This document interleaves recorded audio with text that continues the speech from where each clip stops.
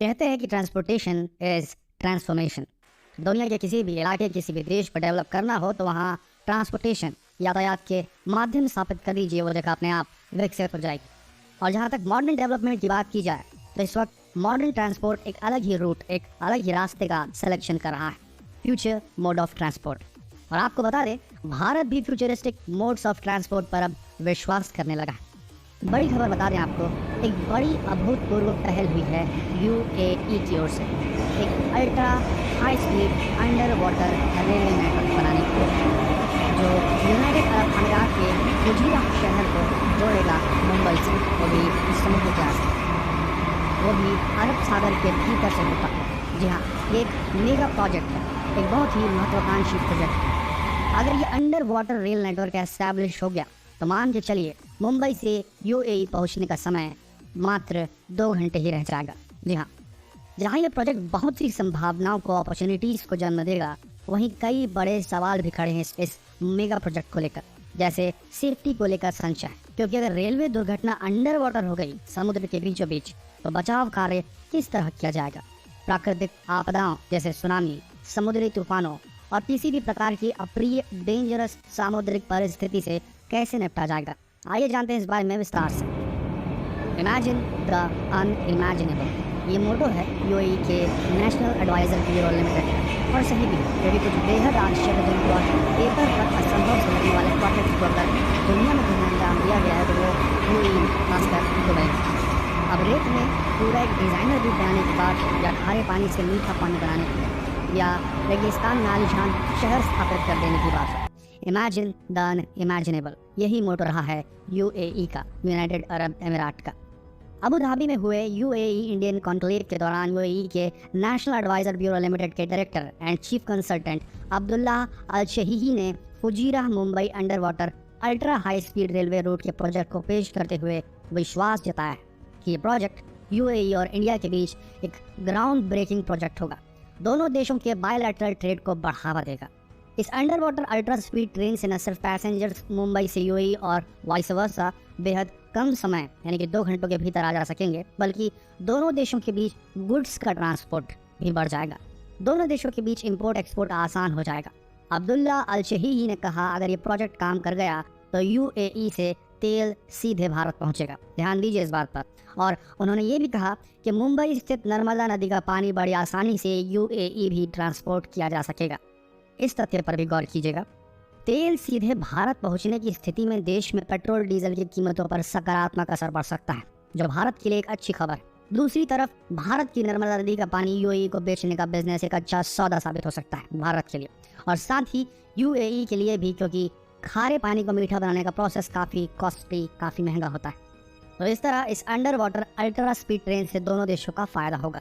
तो ये थे इस प्रोजेक्ट के प्रोस, फायदे। अब देखते हैं इस प्रोजेक्ट के कॉन्स, या कह लें जो दिक्कतें इस प्रोजेक्ट में आ सकती है।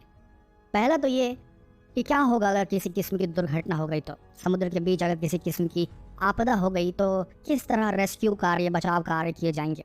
इस पर एक्सपर्ट्स का कहना है कि ये अंडर वाटर रेल रूट केवल 2000 किलोमीटर का होगा, जहाँ दोनों देश बीच बीच में अपने चेक पॉइंट्स बना सकते हैं सरफेस यानी पानी के ऊपर, ताकि किसी भी किस्म की आपदा की स्थिति में मदद की जा सके। एक रास्ता ये भी हो सकता है कि पहले गुड्स ट्रांसपोर्ट इनकी माल ढुलाई को मंजूरी दी जाए दोनों देशों के बीच इस अंडर वाटर रेलवे सिस्टम से, और जब कुछ साल बिना किसी दुर्घटना के अंडर वाटर ट्रेन काम कर जाए, तभी प्रॉपर टेस्टिंग के बाद मानव पैसेंजर्स का आवागमन शुरू किया जाए। अब आती है प्राकृतिक आपदा वाली बात, जैसे सुनामी। इस स्थिति से निपटने के लिए यूएई और भारत दोनों को मिलकर समुद्र तटों और अरब सागर में भी एक बड़े दायरे में एडवांस्ड अलार्म सिस्टम का रिग डालना पड़ेगा, ताकि ऐसी स्थिति की भनक लगते ही अंडर वाटर आवागमन सीधे रोका जा सके।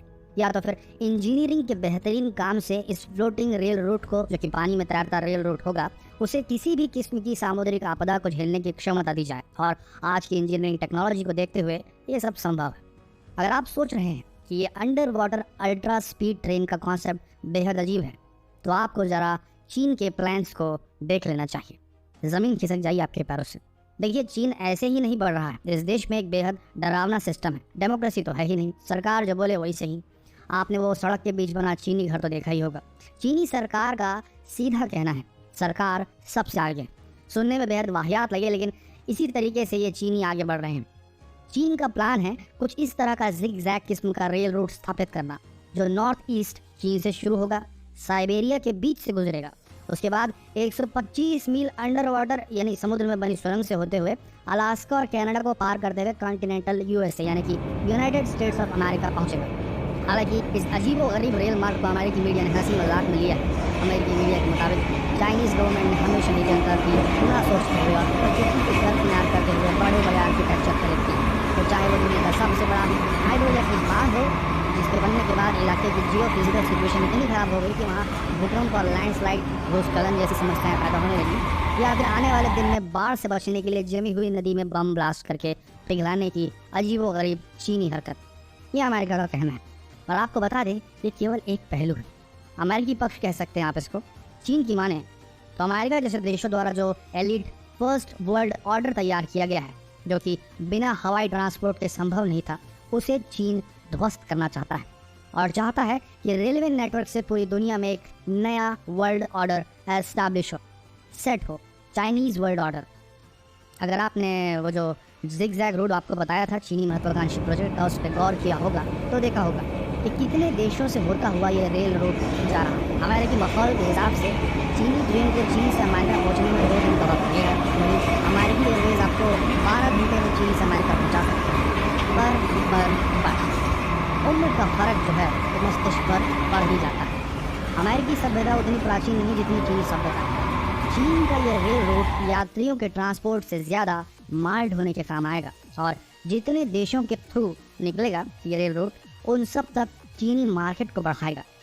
और हो सकता है वो देश भी इस रेल रोड को इस्तेमाल करे अपना माल चीन भेजने के लिए, और साथ ही उन देशों के साथ चीन के बेहतरीन संबंध भी कायम होंगे।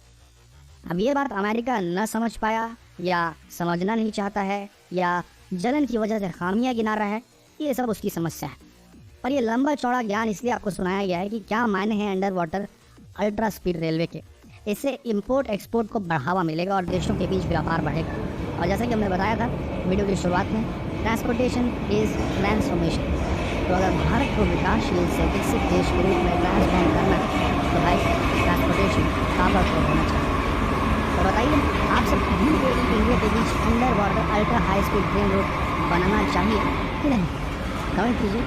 धन्यवाद।